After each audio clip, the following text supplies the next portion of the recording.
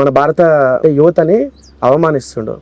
ఇది ఒక చట్టం, ఇది అంటే దీని మీద ఆల్రెడీ 12 కేసులు అయినాయి. మన మీద మొత్తము 12 కేసులు ఉన్నాయి. సో ఈ విషయం అందరికీ తెలియదు. మేము బ్యాక్గ్రౌండ్ లో వర్క్ చేస్తున్నాం కాబట్టి ఈ మధ్య కాలంలో అన్నీ వస్తున్నాయి. పెద్ద పెద్దోళ్ళు సినీ రంగంలో ఉన్నోళ్ళు కూడా కొందరు ఈయన మీద కేసు పెట్టిండ్రు. పెద్ద పెద్దోళ్ళు చెప్పండి, నేను రివీల్ చేస్తాం. చెప్తే అలర్ట్ అవుతాడు, వీళ్ళకి ఇన్ఫర్మేషన్ వెళ్తుంది అని చెప్పి అలర్ట్ అవుతాడు. ఇప్పుడు కాదు, నేను ఇంకొక 15-20 రోజుల తర్వాత అన్ని రివీల్ కొడతా. ఆడియో లీక్లు, వీడియో లీక్లు, కేసుల FIR నెంబర్లు అన్నీ వస్తున్నాయి. నేను ఇంత గట్టిగా చెప్తున్నా కదా, అన్నీ వస్తున్నాయి. మనోడు నేను ప్రపంచ యాత్రికుణ్ణి అని చెప్పి భారతదేశం నుంచి ఎవరైనా అవార్డు ఇచ్చిండ్రా?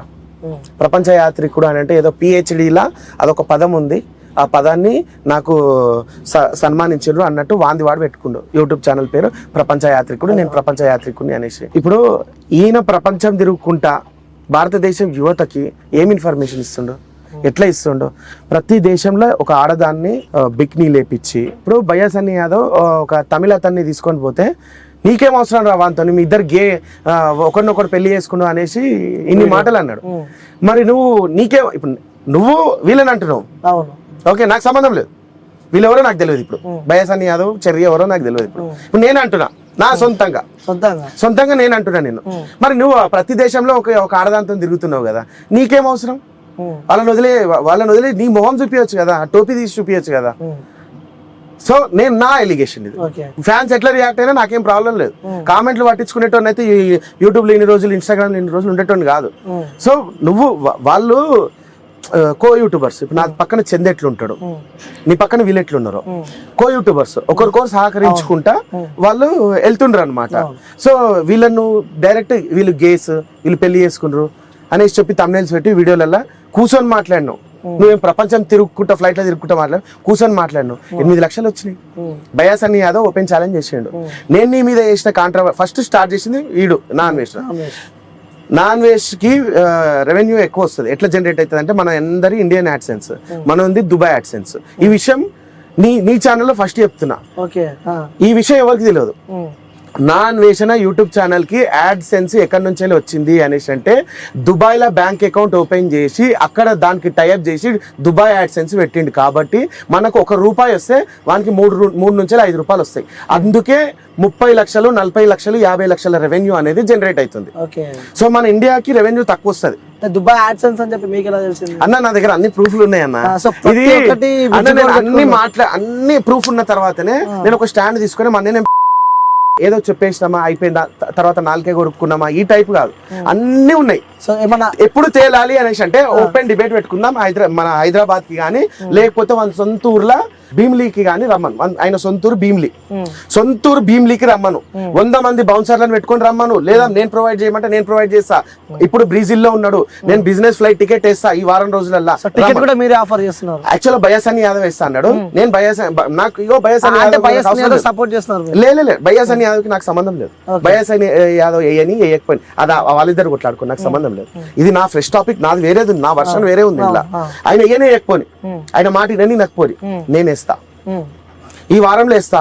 ఈ వారంలో నువ్వు హైదరాబాద్ కి కానీ భీమ్లీకి కానీ నువ్వు మిలిటరీని పెట్టుకుంటావా, పోలీసులు నీకు ఆయనకు భయం కాబట్టి చెప్తున్నా, బెదిరించట్లేదు. మిలిటరీని పెట్టుకుంటావా, బౌన్సర్లను పెట్టుకుంటావా, పోలీసులను పెట్టుకుంటావా, ఉండు, దూరం ఉండు. మేము ఇక్కడ నుంచి క్వశ్చన్ చేస్తుంటాం, ఒక్కొక్కటి ప్రూఫ్లన్నీ చూపించుకుంటా. ఫస్ట్ ఆఫ్ ఆల్ మనోడు ఇండియాలో ల్యాండ్ అయ్యిండు అనేసి అంటే ఇట్లా పట్టేసుకుంటారు పోలీసు వాళ్ళు. దేశద్రోహ చట్టాలు 3 సీరియస్ కేసులు ఉన్నాయి. మనకు తెలియదు ఆ విషయం. మనకు దేశం మీద కాదు ప్రేమ, మనకు దేశం అంటే భారతదేశమే కదా అనేసి అనుకుంటాం. దేశం అంటే మట్టి కాదు, దేశం అంటే మనుషులని విన్నాం కదా, మనందరం మనుషులం కదా. మన ఇప్పుడు స్వామి వివేకానంద ప్రతి దేశం తిరిగి భారతీయులు అంటే ఏంటి, మన గొప్పతనాన్ని వాళ్ళకి వివరించాడు. అంటే భారతదేశం నుంచి వెళ్ళిపోయి వాళ్ళ గొప్పతనాలు అన్నెసెసరీ మనకి కించపరుస్తున్నావు, చూస్తున్నా వీడియోస్. వాళ్ళ గొప్పతనం చేసే క్రమంలో మన ఇండియాని కించపరుస్తున్నాడు. ఓకేనా? సో మనోడు ఇండియాకి రాడన్నా ఫస్ట్ ఆఫ్ ఆల్. నెక్స్ట్ ఈ సంవత్సరం అన్నా నెక్స్ట్ ఇయర్ అన్నా వాళ్ళ తమ్ముని పెళ్లి ఉంది. వాళ్ళ తమ్ముని పేరు వచ్చేసి హరీష్. ఓకే ఓకే సో మొత్తానికి మొత్తం గ్రిప్ పట్టేసిన మొత్తం ఎక్కడ పోతే ఏమేమైందని చెప్పి షెడ్యూల్ రాసుకున్నట్టున్నాం ముందు. మొత్తం ఉందన్న. ఇప్పుడు నెక్స్ట్ నా ఛానల్ లోనే ఇంకొక 15 days లా వాళ్ళ అమ్మగారి ఇంటర్వ్యూ వస్తది, నాన్ వెజ్ వాళ్ళ అమ్మగారి ఇంటర్వ్యూ వస్తది. ఎంత ఖర్చైనా పర్వాలే, ఎన్ని గొడవలైనా పర్వాలే, ఒకవేళ ఇంటర్వ్యూ ఇస్తేనేమో ఇంటర్వ్యూ పెడతా, ఇంటర్వ్యూ ఇవ్వకపోతే అక్కడ రియాలిటీగా ఏం జరిగిందో అన్ని చూపిస్తా.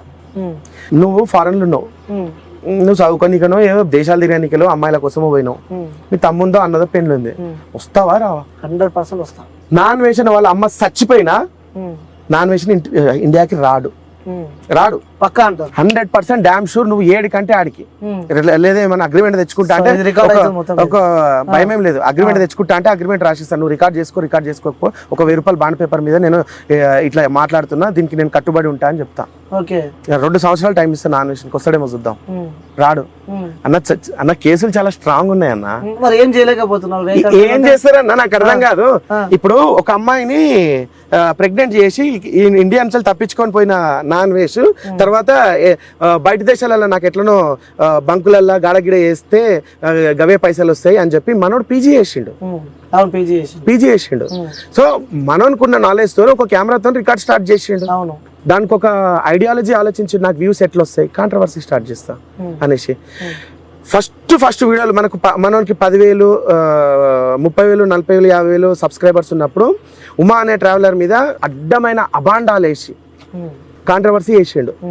అప్పుడు ఉమాకి ఈయన కన్నా 10 times ఎక్కువ వ్యూస్ వస్తుండే. మనోళ్ళు ఏంటంటే మన ఇండియన్స్ ఎమోషనల్ అయిపోతారు. ఏడ్చుకుంటూ చెప్పిండు అనుకో, ఎమోషనలైజ్ చేసేస్తే జల్దీ ఎమోషనలైజ్ చేస్తే వాడు చెప్పిన దాంట్లో ప్రూఫ్లు అడిగారు, ఇక నువ్వు ఏడో నేను చూసుకుంటా అన్నట్టు అనుకుంటారు అనమాట. ఆ రోజు ఏడ్చుకుంటా మాట్లాడిండు, ఏమని నా మీద స్ట్రైక్ వేసిండు, వీడు నాశనం అయిపోను, నేను ఎట్లా బతకాలి, నా మీద స్ట్రైక్ వేసిండు, నాకు ఇది ఒక్కటే ఉంది అని చెప్పి ఏడ్చిండు. మొన్న లైవ్ లా 3 days బ్యాక్ లైవ్ లా నాకు 3 strikes ఇష్యూ చేయమని చెప్పిండు నా ఛానల్ కి. నువ్వు అన్నావు కదా నాన్ వేషన్ నీకు వచ్చి కొట్టిండు, అదే ఫ్యాన్స్ వచ్చి కొట్టిండ్రు అని, అదొక స్క్రిప్ట్. అది ఎవడు కొట్టలేడు స్క్రిప్ట్. అది ఎవడన్నా కొడితే నా ఛానల్ నేను వీడియో ఎందుకు పెడతా, అదే కదా నా ఛానల్ నేను ఎందుకు పెడతా, ఎడిటింగ్ చేసి వెనకాల బీజిఎం వేసి promo, introduction, subject, ending part ఇవన్నీ ఎందుకు పెడతా, మానిటైజేషన్ ఆన్ చేసి మరి. అదంతా ఒక స్క్రిప్ట్.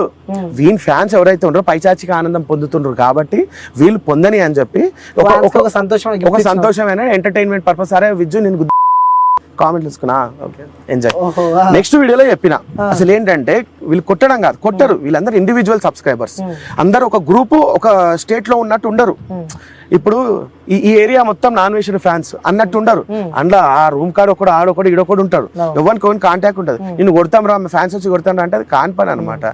సో అట్లా నేను ఒక కంటెంట్ అనేది క్రియేట్ చేసి 2 వీడియోలు పెడితే 301 Diaries అనే లైవ్ లో నేను అన్నా అనలేదు అని చెప్పి, అది కూడా ఎందుకు కోపం వచ్చిందంటే మనోనికి నన్ను 7 ఖండాల పేర్లు చెప్పమన్నాడు, 7 continents చెప్పు నువ్వు అనేసి అన్నాడు.